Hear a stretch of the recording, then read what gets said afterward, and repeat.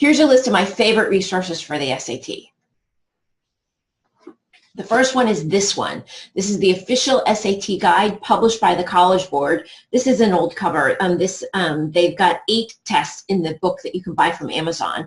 And this is the only source of authentic SAT test. So regardless of whether you're studying on your own or working with a tutor or taking a class, this is the book that you want to work out of. You only want to take these SAT tests and then supplement from other sources. But these are the ones that are most like the test that the actual College Board will give you on your SAT test. So this is your Bible. We call it the blue book because it's blue.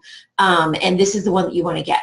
You can also, by the way, you don't need to buy the book from Amazon necessarily. You can go to the College Board website and download these 8 tests and print them out and use them in that way as well. I actually did the math, and it's actually cheaper to buy it from Amazon than it is to print them out, but you can print them out if you want to at no charge. So this is the book that you absolutely must have, the official SAT study guide.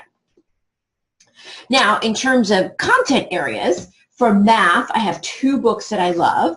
This first one is the new SAT Game Plan. It's written by Phil Keller, who is a longtime SAT tutor and a longtime high school math teacher. It is terrific. It talks about strategy and how you should approach the test and timing, and it goes into every section of math and talks about the things that you need to work on. And what I love about it is it's really aimed for 500s, low 600s, 400, 500 kids mostly, I think, would benefit from this book. It's absolutely wonderful. It's one of my favorite resources.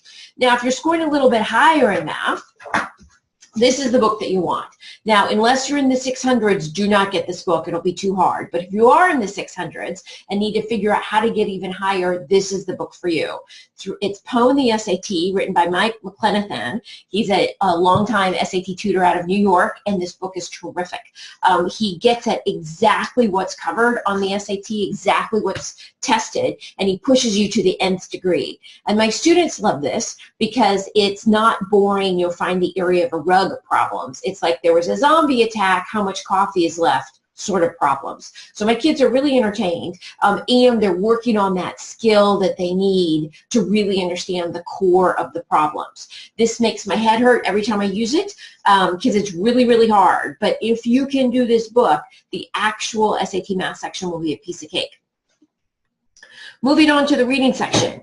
Erica Meltzer is my authority on this. This is her SAT Critical, the Critical Reader SAT Reading. She's also got one for writing, SAT Grammar. These are the 2 that I recommend. Now, if you're not in the 600s, this one's going to be tough as well. It's a dense book in the very best way. So if you're not in the 600s, get a teacher or a parent or a tutor to help you work through this because it's hard. But she also gets at the core of the skill of what you need to understand all the different types of reading questions. Same thing in grammar. For the writing section, this is what I recommend. She only covers what the SAT covers on grammar, right? It doesn't cover every grammar issue, but it does cover a lot of them, and she really gets at how things are tested and really drills your skill on that. Terrific, terrific resource. So those are the books that I use with my students. I use them almost exclusively. I just have a couple other ones that I need for students that have different problems. But these are my absolute all-time favorites. I've used them for years, and I highly recommend them.